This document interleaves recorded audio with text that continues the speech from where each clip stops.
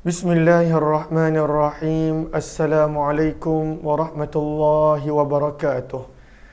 Bismillah, alhamdulillah, wassalatu wassalamu ala habibillah Sayyidina Muhammad ibn Abdillah wa ala alihi wa sahbihi wa mawalah.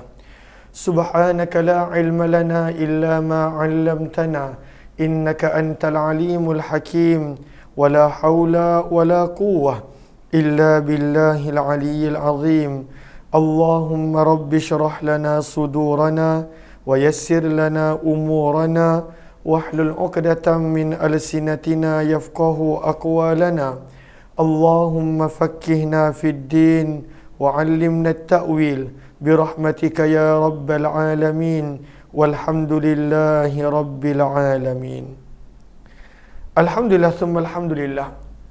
Syukur kepada Allah Subhanahu wa taala kita bertemu dalam program Mahsyar siri yang ke-48 bersama dengan saya Umar Aziz, pertemuan di mana kita akan berkongsi, membaca dan menghayati daripada buku Mahsyar dalam kita nak mengenali perjalanan kita pulang menuju kepada Allah Subhanahu wa taala. Lalu ahlan-ahlan kepada sahabat-sahabat semua, apa kata kita mulakan pertemuan kita dengan kita perbetulkan dahulu niat. Moga-moga apa jua yang kita lakukan adalah kerana Allah Subhanahu wa taala. Nawaitu ta'alluma wa ta'lim wa tadhakkura wa tadhkir wa naf'a wal intifa' wal ifadata wal istifadah wal hatha 'ala tamassuki bi kitabillah wa sunnati rasulillah sallallahu alaihi wasallam wad du'a'i ila al huda wad dalalati 'ala al khair ibtigha'a wajhillah wa mardatih wa qurbih wa thawabih. Amin amin ya rabbal alamin. Amin amin ya rabbal alamin. Ahlan-ahlan kepada sahabat-sahabat semua. Nampak di ruangan TikTok ahlan-ahlan The GA Hunter, kemudian Lee Banji serta Fadli dan juga Haziq serta sahabat-sahabat lain yang berada di ruangan TikTok. Di FB pula ahlan-ahlan kepada sahabat-sahabat semua yang sentiasa bersama dalam program. Moga Allah balas dengan sebaik-baik ganjaran ahlan-ahlan Ummi Zaihadi, Faik, Ninda Anis, Muhammad Hardi, Siti Zahra Ahmad, Yaya Lia, kemudian ahlan-ahlan Rabiha Abdul Ghani, Fauzan Muhammad, Indun Hashim, Zainun Hadi, Kak Langsu, Safia Syarif, Rukuma Yusuf, Mazia Yusuf, Arina Umar, Mazna Abu Bakar Mazmai, Maya Sari, Ayu Muhammad, Abdul Rahman, Nasimah Sano, Mahiran Muda, Farida Abu Bakar, Ana Sukaimi, Wan Fairuz Mustafa, Mar WKN, Kamizah, Rosmaida, kemudian Nurhayati Sulaiman, Cik Mah Syarif, Naziza Zailani, Syed Ahmad, kemudian ahlan-ahlan Lis Hirawati dan juga Saniah Tubi, Azinawati, Hasna Muhammad Doya, Sharifah Sa'ad dan juga Azizah Izzah serta Sofi Sadikin dan Fariza Bahrin. Ahlan-ahlan kepada semua. Kak Fariza, apa khabar Kak Fariza? Betul, lama tak jumpa. Moga Allah pemudahkan urusan perniagaan Kak Fariza. Amin ya rabbal alamin. Lalu apa khabar sahabat-sahabat semua? Lama kita tak buat program Mahsyar. Dalam last kali kita buat tak silap hari Jumaat. Saya pun baru-baru ni beberapa hari ada kesibukan sedikit dan tak berapa sihat beberapa hari. Namun kembali Allah kurniakan kepada kita kesihatan, syukur alhamdulillah. Kita sedang membaca berkenaan buku Mahsyar. Buku Mahsyar yang kebanyakan daripada sahabat-sahabat telah memiliki buku ini. Jika ada yang ingin untuk mendapatkannya, nanti akan dikongsikan link di hujung pertemuan nanti insya-Allah. Lalu kita sedang membaca berkenaan tajuk kiamat. Apabila berlakunya kiamat, maka bagaimanakah keadaan dunia? Bagaimanakah keadaan kita manusia pada waktu itu? Maka kita tiba pada muka surat 165. Maka disebutkan di sini tentang malaikat Israfil, malaikat yang diamanahkan untuk meniup sangkakala pada waktu tersebut. Maka kata penulis buku, adakah engkau tahu, diceritakan di dalam hadis riwayat Abu Daud, bahawa begitu besarnya malaikat Israfil, peniup sangkakala. Maka jarak di antara cuping telinga dengan kedua bahunya adalah sejauh 700 perjalanan.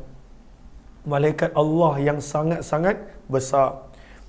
Kata penulis buku, bayangkanlah betapa besarnya zat peniup sangkakala ini.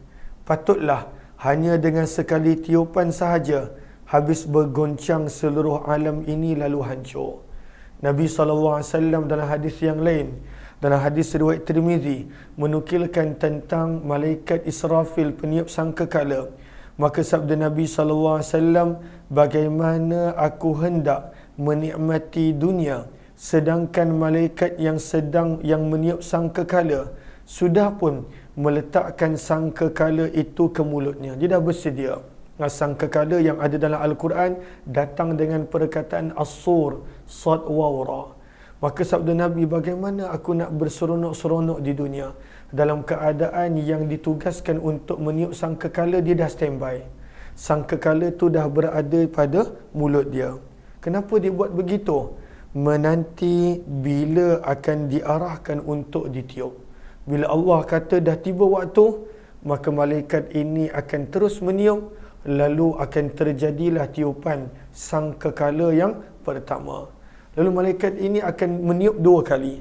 Sangkakala pertama, dan kemudian bila nak dibangkitkan semula manusia dan makhluk, maka tiupan sangkakala yang kedua. Maka bila para sahabat mendengar ucapan Nabi SAW tentang keadaan malaikat Israfil yang dah sentiasa bersedia untuk meniup sangkakala, maka sahabat bertanya, wahai Rasulullah, wahai Nabi Allah, apakah yang engkau mahu kami lakukan? Apa yang patut kami buat?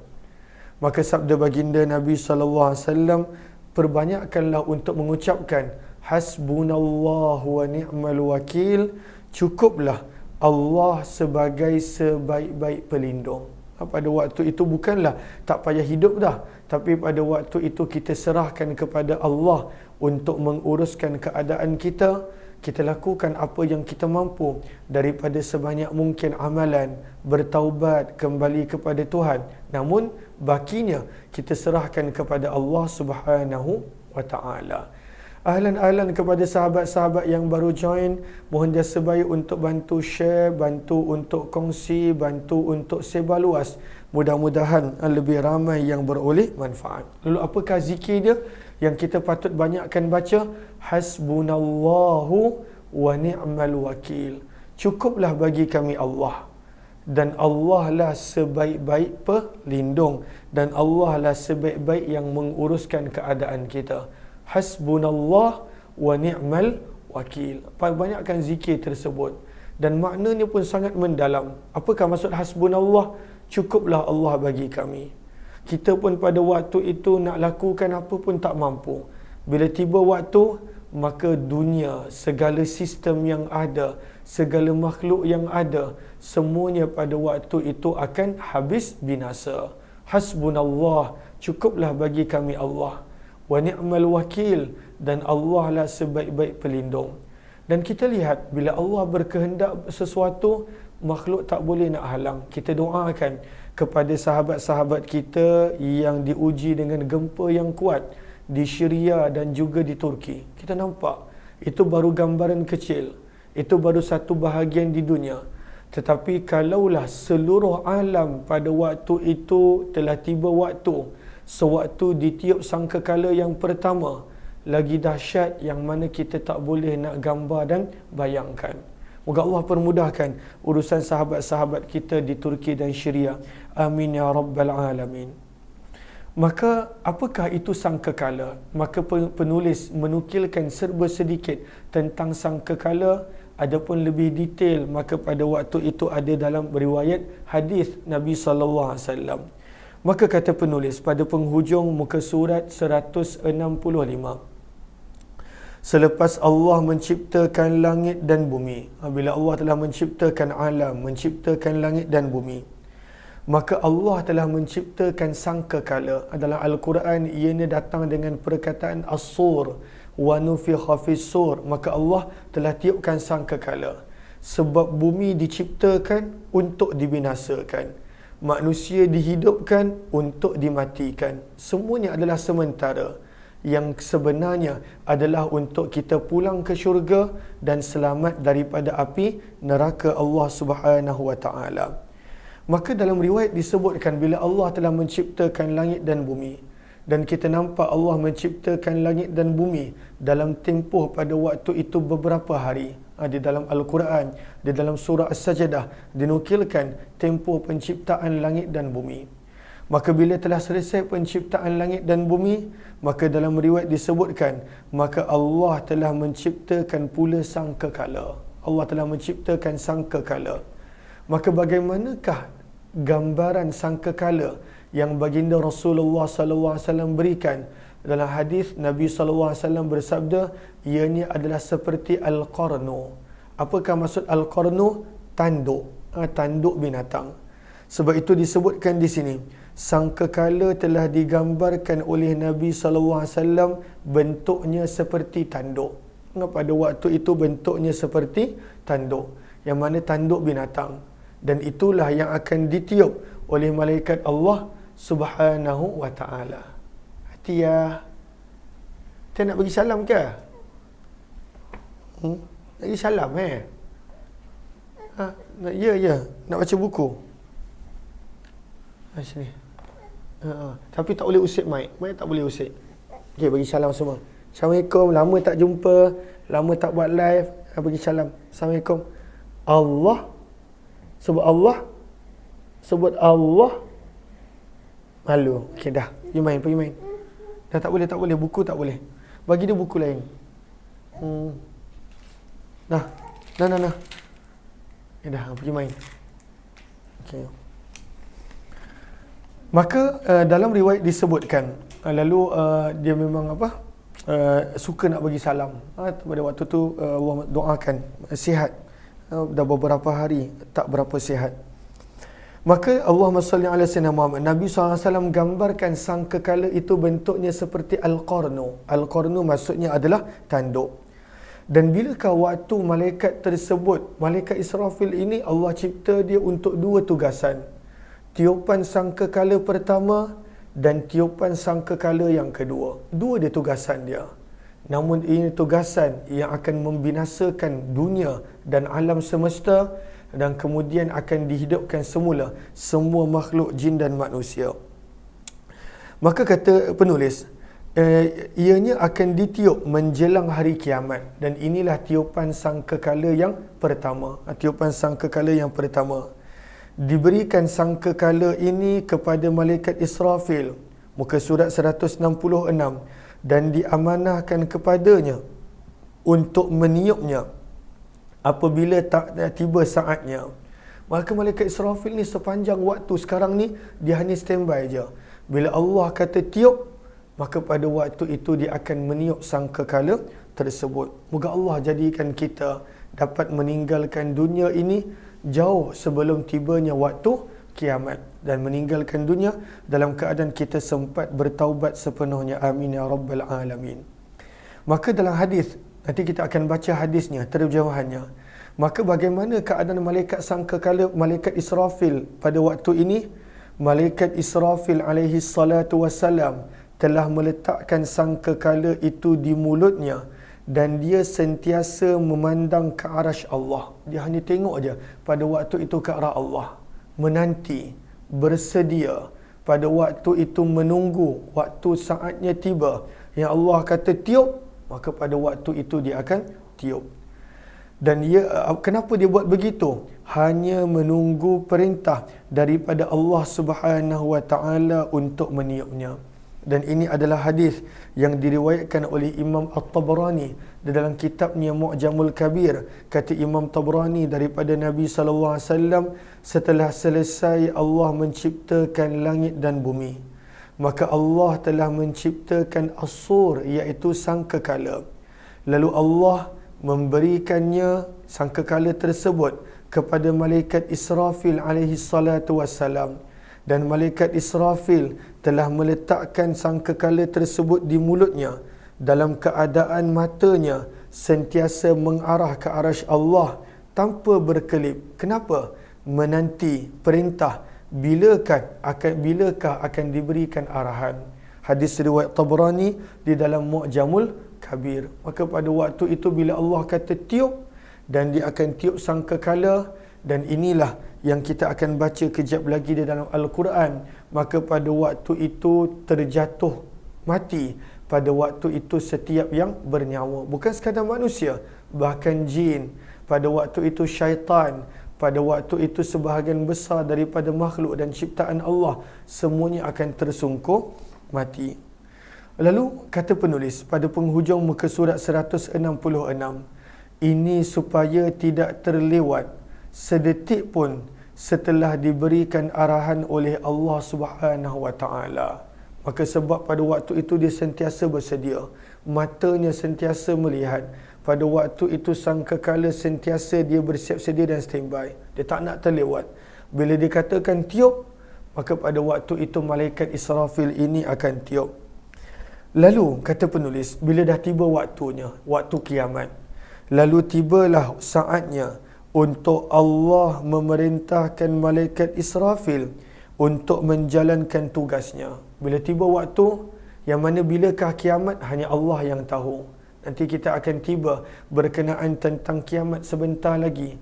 Maka bila Allah perintahkan untuk ditiup, maka pada waktu itu kata penulis, maka ditiuplah sangkakala oleh malaikat Israfil alaihi salatu wassalam.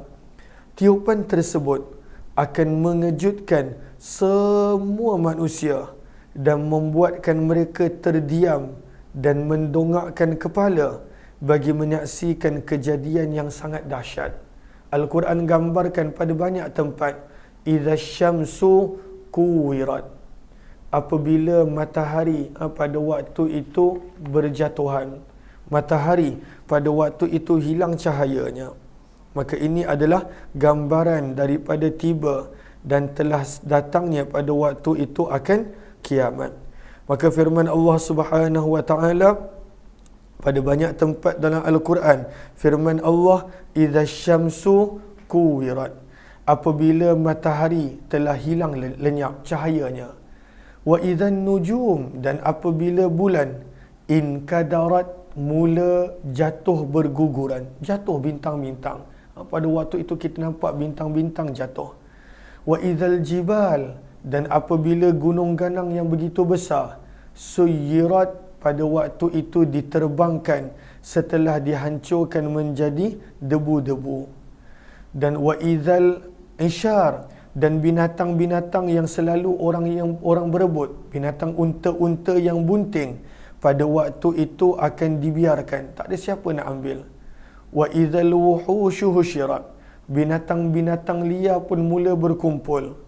Kemudian firman Allah, wa idzal bihar, dan apabila lautan pada waktu itu menjadi meluap-luap. Pada waktu itu lautan menjadi mendidih dan lautan pada waktu itu meluap-luap.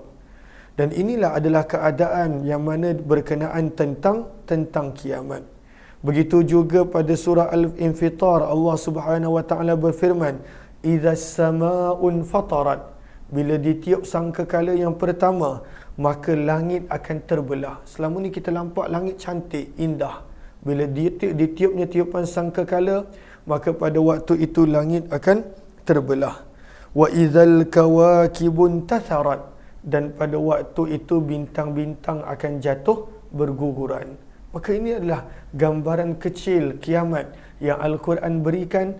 Pasti bila ianya berlaku, ianya adalah sangat dahsyat, yang mana pada waktu itu manusia akan menyaksikan.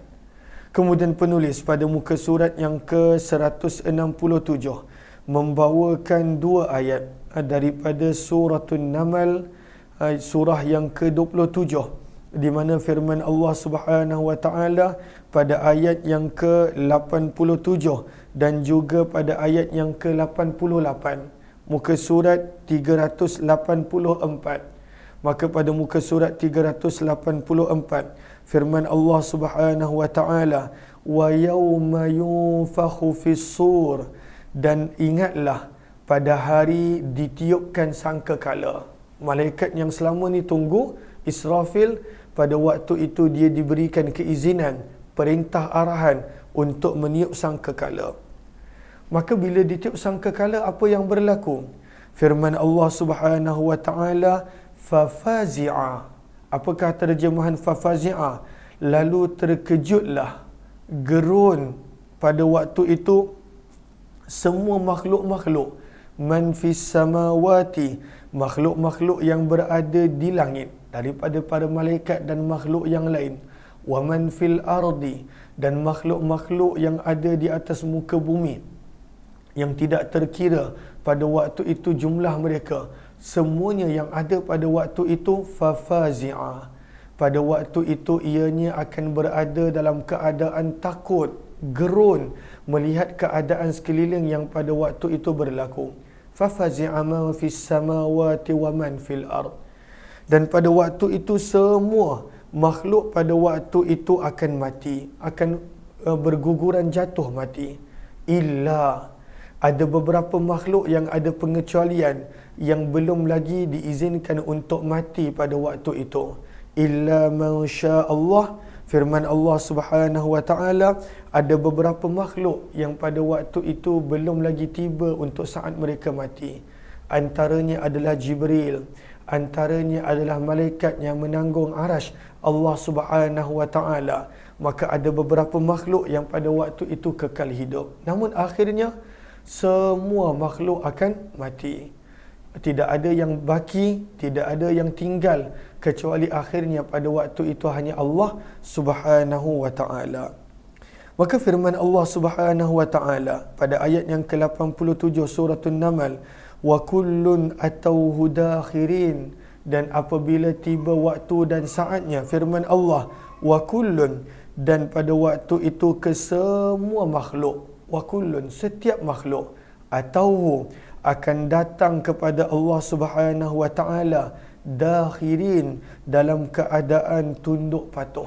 Semua makhluk pada waktu itu akan berada dalam keadaan tunduk patuh, takut pada waktu itu tentang yang mereka perlu berhadapan dengan Allah, perlu bersemuka dengan Allah, perlu berjumpa dengan Allah Subhanahu wa taala. Dalam hadis, dalam Nabi SAW sabda, apabila tiba waktu kebangkitan, laisa bainahu wa bainallahi tarjuman, tak ada orang lain, hanya antara kita dengan Allah. Dan sebelum nak berjumpa dengan Allah, ada alam kubur yang begitu dahsyat situasi dan keadaannya untuk orang yang tidak ada bekalan dan persiapan. Untuk orang yang ada bekalan dan persiapan, maka dalam hadis Nabi SAW sebut, mereka ini akan menikmati kelazatan dan akan disuruh untuk tidur. Nam kanaumatil arus, dan sebahagian hadis menyebut, maka disebutkan tidur seperti mana tidurnya pengantin, tenang, bahagia, seronok. Dan ketika mana ditiup sangkakala kedua, baru bangun daripada tidur dalam keadaan tak sedar tempoh yang begitu lama sewaktu berada di alam barzah, di alam kubur. Firman Allah Subhanahu wa taala memberikan gambaran kecil tentang kiamat pada ayat yang ke-88. Firman Allah Subhanahu wa taala, wa taral jibal. Firman Allah Subhanahu wa taala, dan engkau melihat gunung ganang. Gunung ganang yang besar, yang tinggi, yang kuat, yang pada waktu itu begitu kukuh dan utuh. Firman Allah, wa taral jibal, dan kamu akan melihat pada waktu itu gunung ganang, bukit bukau. Tahsabuha jamidah. Firman Allah Subhanahu wa taala, engkau menyangka bukit bukau dan gunung ganang tersebut seperti tetap membeku, nampak macam dia kekal dekat tempat dia. Tahsabuha jamidah. Namun sebenarnya firman Allah, wahiya tamurru marras sahab, namun sebenarnya gunung ganang pada waktu itu telah mula bergerak seperti mana bergeraknya awan. Dicabutkan, tercabut setiap bukit bukau dan gunung ganang daripada tempatnya, dan pada waktu itu berterbangan setiap gunung ganang. Bayangkan, Al-Quran memberi gambaran tentang bukit bukau, gunung ganang, maka bagaimana keadaan manusia yang kecil, makhluk-makhluk yang lain. Kalaulah gunung ganang pun akan berterbangan seperti awan, maka bagaimana pula dengan makhluk-makhluk yang kerdil dan kecil seperti kita dan makhluk yang lain. Firman Allah, semua yang berlaku ini adalah sun'allah. Firman Allah, semua yang berlaku ini adalah perbuatan Allah Subhanahu wa taala. Allazi atqana kulla syai'. Zat yang telah membuat setiap sesuatu dengan serapi-rapi dan sebaik-baiknya. Innahu khabirum bima taf'alun. Dan akhir sekali, bila kita nak menghadap bertemu dengan Allah, Allah ingatkan, sesungguhnya Allah amat mengetahui dengan apa yang kamu lakukan. Allah tahu. Maka bila berlakunya kiamat, sebenarnya telah tiba waktu untuk kita pulang kepada Allah Subhanahu wa taala.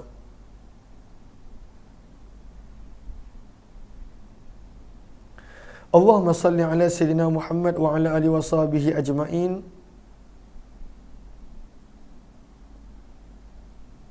Ahlan-ahlan kepada sahabat-sahabat yang baru join, mohon jasa baik untuk bantu share, bantu untuk kongsi, bantu untuk sebar luas.